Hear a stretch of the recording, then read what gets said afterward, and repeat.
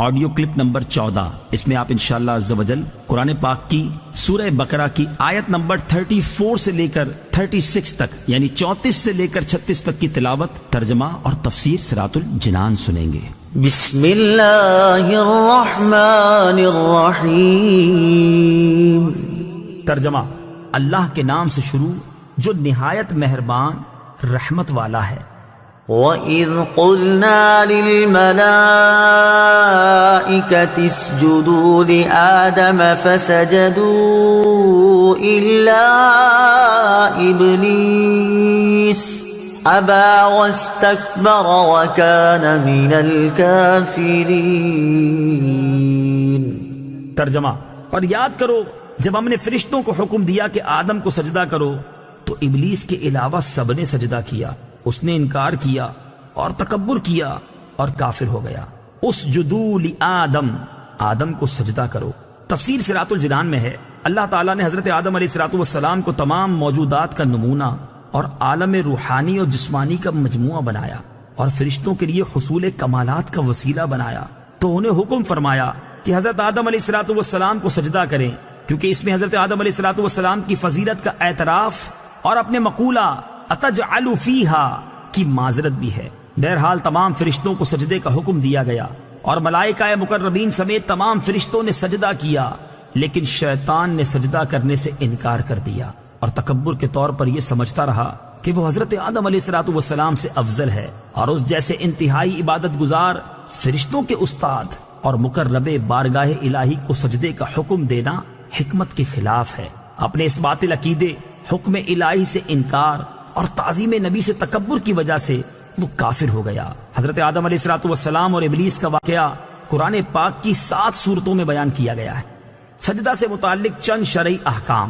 اس آیت میں سجدے کا ذکر ہے، اس مناسبت سے یہاں سجدے سے متعلق چند احکام بیان کیے جاتے ہیں۔ سجدے کی 2 قسمیں ہیں، عبادت کا سجدہ، تعظیم کا سجدہ۔ عبادت کا سجدہ کسی کو معبود سمجھ کر کیا جاتا ہے، اور تعظیم کا سجدہ وہ ہوتا ہے جس سے مسجود یعنی جسے سجدہ کیا جائے اس کی تعظیم مقصود ہوتی ہے۔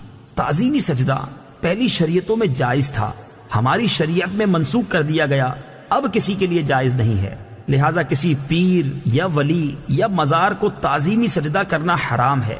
لیکن یہ یاد رہے کہ تعظیمی سجدہ کرنے والوں پر یہ بہتان باندھنا کہ یہ معبود سمجھ کر سجدہ کرتے ہیں، یہ اس تعظیمی سجدے سے بڑا جرم ہے، کیونکہ یہ مسلمانوں کو مشرک و کافر کہنا ہے۔ تکبر کی مذمت۔ تکبر ایسا خطرناک عمل ہے کہ یہ بعض اوقات بندے کو کفر تک پہنچا دیتا ہے، اس لیے ہر مسلمان کو چاہیے کہ وہ تکبر کرنے سے بچے۔ حضرت عبداللہ ابن مسعود رضی اللہ تعالی عنہ سے روایت ہے، نبی کریم صلی اللہ تعالی علیہ وسلم نے ارشاد فرمایا، تکبر حق کی مخالفت کرنے اور لوگوں کو حقیر جاننے کا نام ہے۔ حضرت عبداللہ ابن مسعود رضی اللہ تعالیٰ عنہ سے روایت ہے، حضور اقدس صلی اللہ تعالی علیہ وسلم نے ارشاد فرمایا، تکبر سے بچتے رہو، کیونکہ اسی تکبر نے شیطان کو اس بات پر ابھارا تھا کہ وہ حضرت آدم علیہ السلام کو سجدہ نہ کرے۔ وَقُلْنَا يَا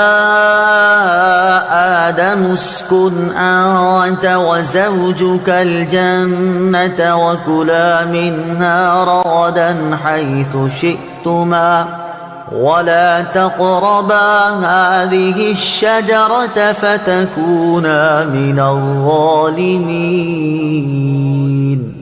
فَأَزَلَّهُمَا الشَّيْطَانُ عَنْهَا فَأَخْرَجَهُمَا مِمَّا كَانَا فِيهِ وَقُلْنَا اهْبِطُوا بَعْضُكُمْ لِبَعْضٍ عَدُوٌّ وَلَكُمْ فِي الْأَرْضِ مُسْتَقَرٌّ وَمَتَاعٌ إِلَى حِينٍ۔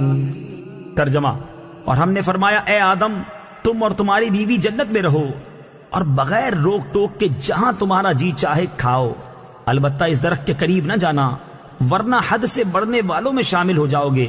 تو شیطان نے ان دونوں کو جنت سے لغزش دی، پس انہیں وہاں سے نکلوا دیا جہاں وہ رہتے تھے، اور ہم نے فرمایا تم نیچے اتر جاؤ، تم ایک دوسرے کے دشمن بنو گے، اور تمہارے لیے ایک خاص وقت تک زمین میں ٹھکانا اور زندگی گزارنے کا سامان ہے۔ یا آدم اسکن انت وزوجک الجنہ، اے آدم تم اور تمہاری بیوی جنت میں رہو۔ تفسیر صراط الجنان میں ہے، یہاں سے حضرت آدم علیہ السلام اور ابلیس کا واقعہ بیان کیا گیا ہے، اور اس کا خلاصہ کچھ یوں ہے۔ حضرت آدم علیہ السلام اور ابلیس کے واقعے کا خلاصہ: حضرت آدم علیہ السلام کو سجدہ نہ کرنے کی وجہ سے شیطان مردود ہوا تھا، لہٰذا وہ حضرت آدم علیہ السلام کو نقصان پہنچانے کی طاق میں رہا۔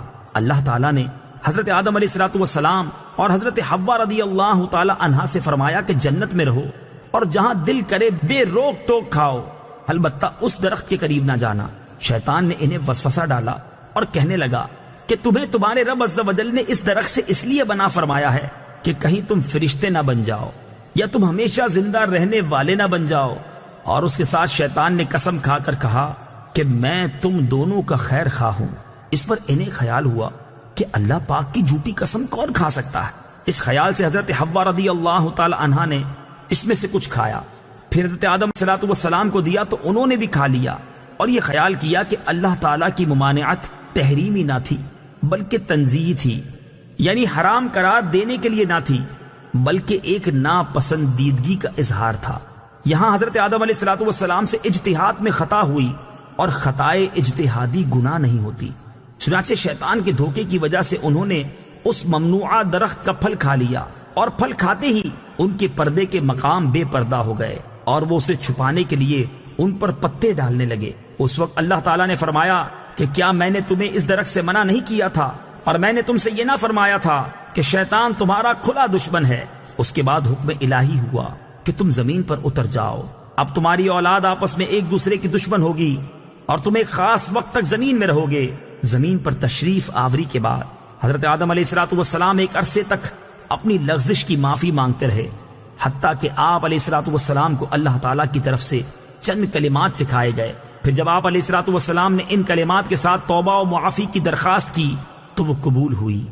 ایک اہم مسئلہ یاد رکھنا ضروری ہے، کیونکہ آج کل بے باکی کا دور ہے، اور جس کا جو جی چاہتا ہے بول دیتا ہے، یہاں تک کہ مذہبی معاملات میں اور اہم عقائد میں بھی زبان کی بے احتیاطیاں شمار سے باہر ہیں۔